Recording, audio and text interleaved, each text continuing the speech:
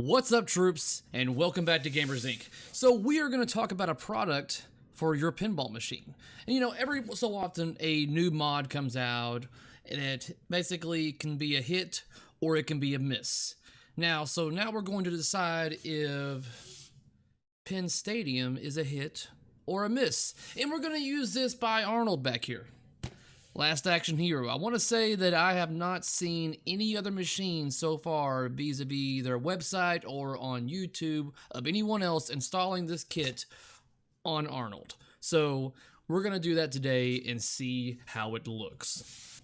I have not opened this package yet. I have been anticipating this. I've been really excited actually because all I've got to judge this product on is videos and reviews online. Ugh. Once you have opened the airlock seal of this cylinder, bubble wrap, I want to be gentle with this, I really do. I definitely don't want to break this right out of the box. Upset I very would be. Because as some of you, if not all of you know, that have even looked into these, they are not the cheapest mod on the market right now. There's a lot more in there than I thought there was going to be. That's what she said. Alright, so I'm looking at the contents of this package. I have alligator clips that I'm going to assume are going to connect to this and connect to either my GI or flasher line. So I got one set of those, and I've got another set over here. They both look identical at quick glance. So set those right there. I have a AC/DC, but a DC power converter. I have thoughts on this Pin Stadium, and we'll see how it goes first before I put my thoughts into it. We have two rails together, like so. I'm not sure what these measure. If I had to eyeball this, I'd say they are probably 2.5 feet. You know what? Let's find out. And they measure 32 inches. Man, not bad for eyeballing that. Very clean cover up of the board right there, the controller board. I like that. Yep, I'll say these are basically, they're magnetized together like so, and then they come apart into two different ones. One goes on each side of the machine right underneath the playfield glass. When it comes to my game / this game in general, I have a couple of concerns. The website does say that they are compatible with blades, like mirror blades, like mine does. But on this particular game, there is a tar pit that is on very high up on the upper left side of the playfield that I'm wondering is going to be interfering with this. And I'm curious if I'm going to be able to raise my playfield up and down after installing these. I know they're just magnetized, but you have that magnet strip that connects to the side. And I'm kind of wondering if I'm still going to be dragging on that when I raise and lower my playfield. I'm hoping I don't, but I'm telling you right now, if it fits, it's going to be close. But firstly, before I go installing these, I want to show you guys what this game, or my game, looks like. Okay, so this is Arnold when I have two spotlights dead center of the playfield. I've got one on the left slingshot over here, and I've got one on the right slingshot over here as well. Without this playfield is damn dark. Nothing there, just darkness. So this really helps out currently, but I'm hoping with Pin Stadium that will resolve that issue. So I'm going to take out this one and take out this one and show you what it looks like. So this is without spotlights. This is what this game would look like without any spotlights. See, my hand's in front of it, nothing there. It's damn dark. The whole center of the playfield can basically not be seen unless I've got lights overhead in the room that I'm currently playing in, which doesn't work because I like playing with the lights off. Come on, Pin Stadium, help a brother out. Alright, so my current status on installing these is that I have the side portions on. I have removed the adhesive cover, stuck them to the very tippy top of where the mirror blades are at, so that way I know the glass will slide on there. And I have lifted up the play field, and I will tell you this, guys, on at least this machine, if you have mirror blades and you have these, there is no longer the ability to just lift up your play field and get to it quick and in a hurry, because it's not going to happen. This makes this thing snug, like almost airtight. I mean, especially the tar pit area that I was mainly concerned about. That is an issue when it comes to lifting the playfield up. So don't just go lifting your playfield up thinking you're just going to just be in and out. You have to watch what's going on and move that tar pit over a little bit to make sure you got some room, and kind of make sure you don't rip off the magnet strips that are on there. So that's where I'm at on that. Now I'm fixing to run the power to the control board from underneath the playfield.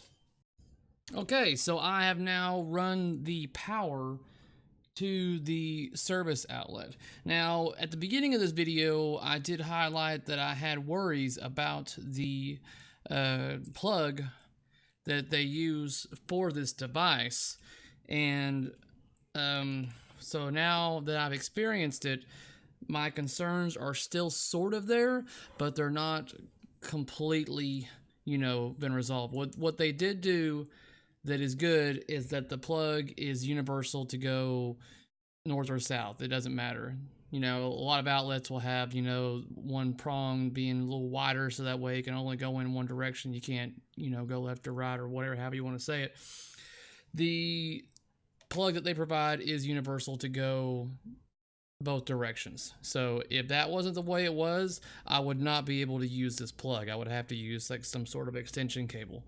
So what I do recommend that you look into doing in the future is converting to a different style of outlet, like, plug for your device.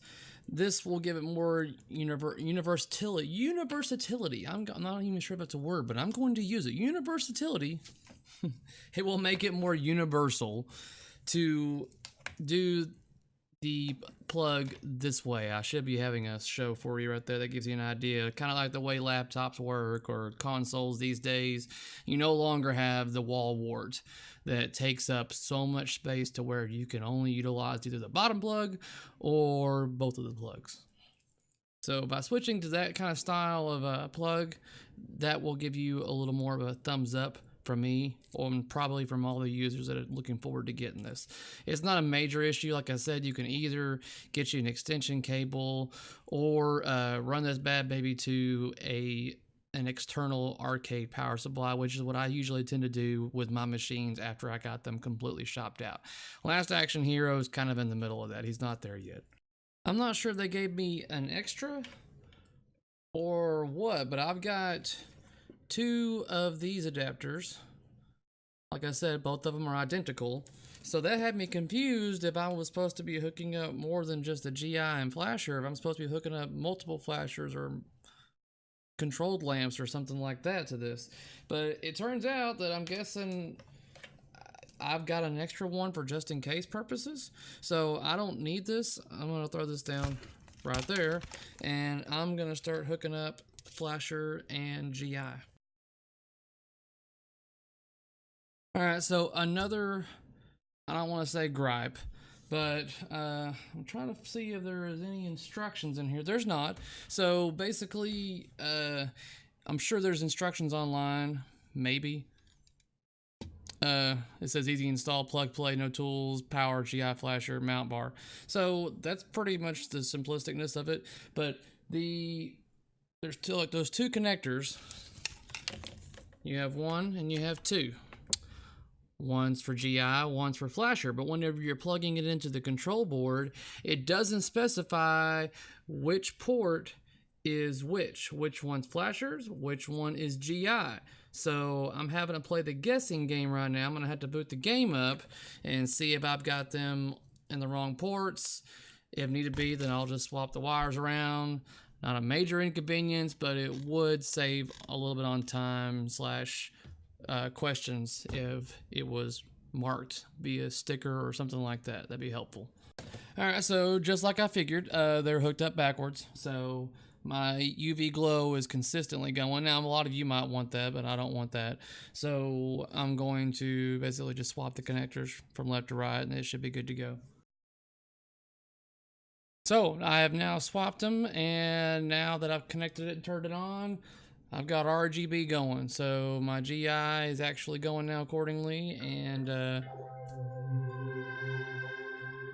that's the pin soundboard. Let me know it's ready to go. So now I'm going to lower the playfield down, get everything on there, and see if I can figure out this app that goes alongside with the game.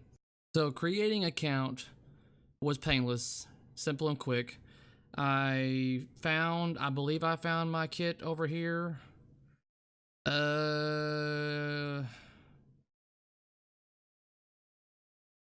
So now I've got to connect to this. I thought I was going to be connecting via Bluetooth, but evidently it's going to be connecting through my Wi-Fi.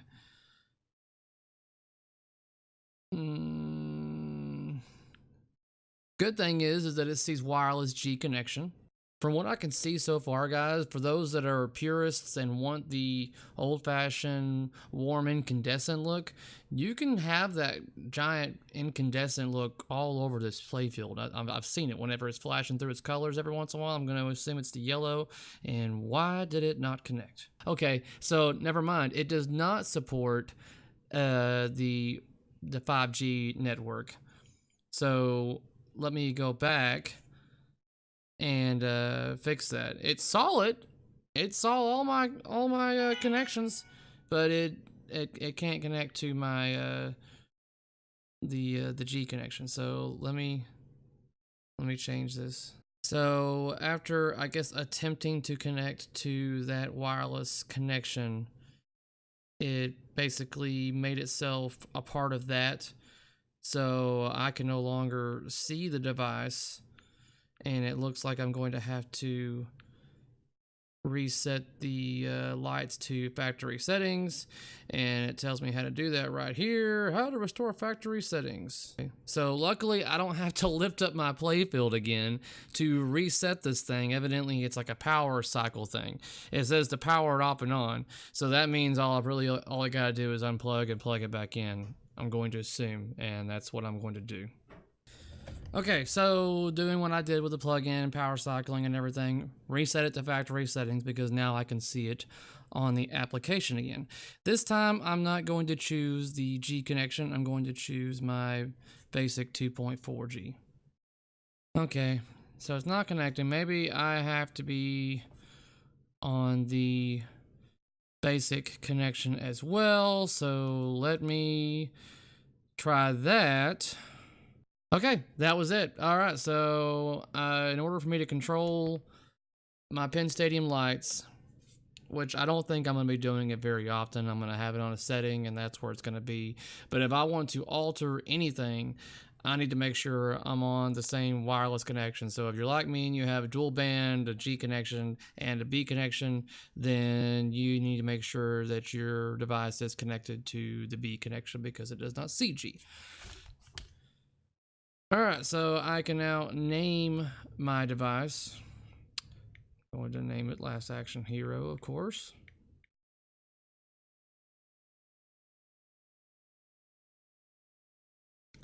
And there it is. So, I'm going to try to get some footage here. Let me try turning it off and on real quick. Okay. So that works. I mean, you can see it right there on the picture of me just turning it on. Look at it glow. So, yeah, now that I've got that set up, and now I can just sit here and mess with the color wheel. If I want it to be more of a red or a blue, or I could be like a lot of people these days and just go all purple. No. I'm not going to add the warm lights on there. Whoa, goodness gracious. So, Alright, so I'm going to get some footage of this, guys. That way you can see what it looks like from perspective. I know that's what you want to see anyways, not me typing.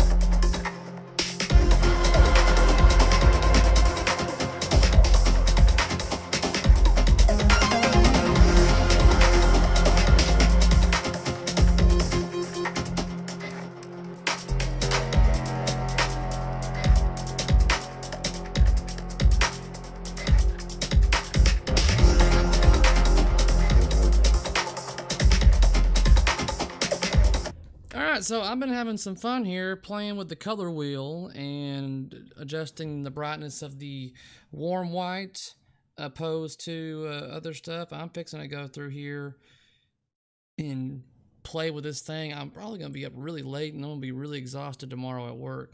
But I want to get some gameplay footage because I really want to see how the UV glow works with flashers. But I'm fixing to have the wife play this game for you and I'll record it. And that way we can see what's going on with it. I mean, one thing that my wife has already told me is that she believes that now she can play this game in the dark. I personally like to play pinball where I have darkness all around me to where all I see is the playfield. She doesn't like that, and that's mainly because she can't see what's going on the playfield on these certain games. And this is one of those games where she can't. My Stargate is going to be getting this treatment in the future for sure, because that's a hell of a dark game. But I brought her in here to check this out just now, and she says that she can now play this game in the dark. But we're going to put that puppy to the test. I'm going to bring her in here in a bit whenever she gets finished watching her show and have her play some of this.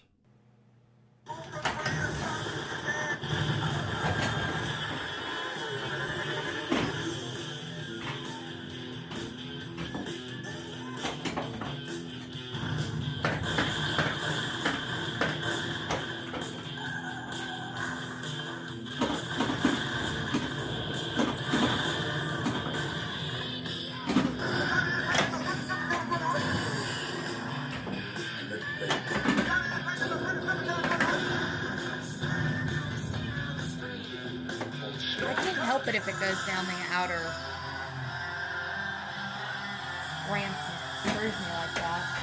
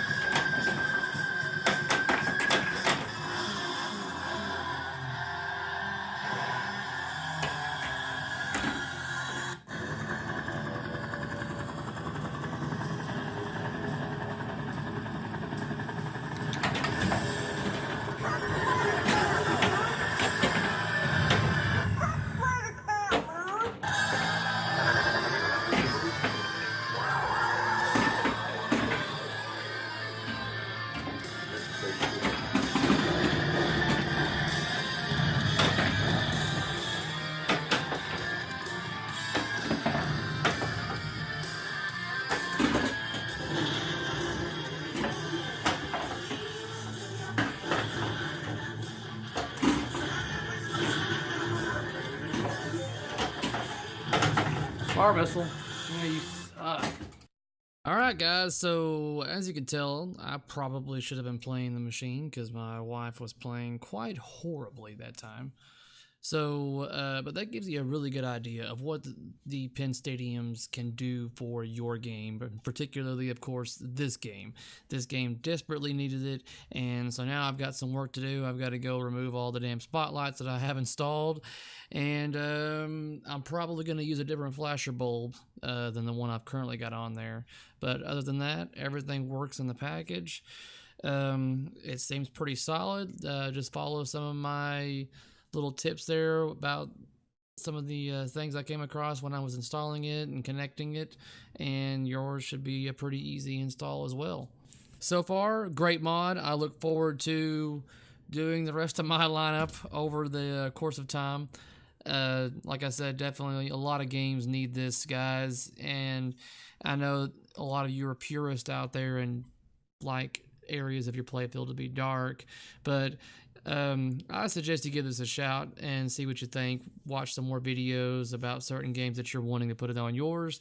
If nothing else, Penn Stadium is going to be at Texas Pinball Festival this year, March 16th, 17th, and 18th. They will have a booth set up. I do plan on bringing Arnold right here, so he should be in that booth, and you can have a chance at playing this game as well as many others with the Penn Stadium kits installed to see whether or not you should put it in your game. That wraps it up for this video, guys. Thanks for watching.